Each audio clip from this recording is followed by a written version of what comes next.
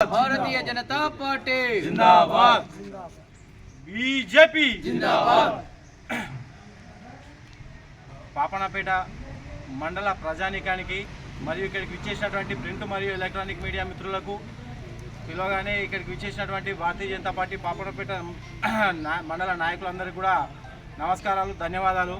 అయితే తెలంగాణ భారతదేశంలోనే అత్యధికంగా వరి ధాన్యం పండించేటటువంటి రాష్ట్రాలలో ఒకటిగా ఉన్నది. ఆ విషయం అందరికీ తెలిసిందే. దానికి తగ్గట్టుగా మన కేంద్ర ప్రభుత్వం, నరేంద్ర మోడీ గారి ప్రభుత్వం కేంద్రం నుండి ఇక్కడికి ఈ రైతులకు కావాల్సినటువంటి వరి ధాన్యానికి సంబంధించిన ప్రతి ఏర్పాటును కూడా ఎప్పటి నుంచో మొదలుపెట్టింది, దాదాపుగా పూర్తి చేసింది.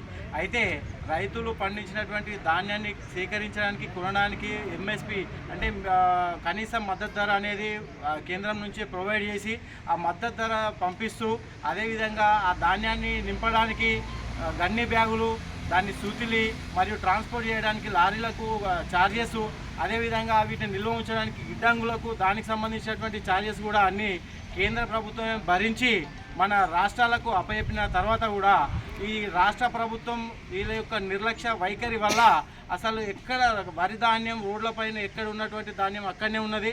దాన్ని సేకరించడం లేదు, దాన్ని స్టోర్ చేయడానికి తీసుకుపోవడం లేదు. ఐకేపీ సెంటర్ల ద్వారా కొనుగోలు ప్రక్రియ కూడా వేగవంతం కావడం లేదు.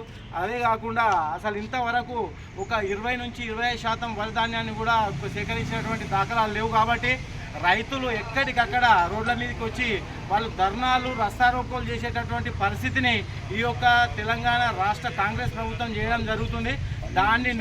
దాన్ని మేము నిరసిస్తూ భారతీయ జనతా పార్టీ తెలంగాణ రాష్ట్ర వ్యాప్తంగా రాష్ట్ర పార్టీ పిలుపు మేరకు ఈరోజు ఈ ఆందోళన పర్వం తీసుకోవడం జరిగింది. ప్రతి ఒక్క మండల కేంద్రంలో ఎంఆర్ఓ గారికి మేము వినతి పత్రం భారతీయ జనతా పార్టీ తరఫున ఇవ్వడం జరుగుతుంది.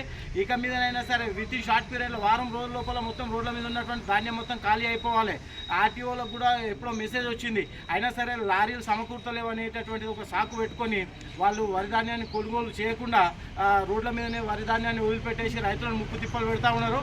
కాబట్టి రైతులందరి యొక్క గోస చూడలేక భారతీయ జనతా పార్టీ ముందు నుంచే హెచ్చరిస్తూ వస్తుంది.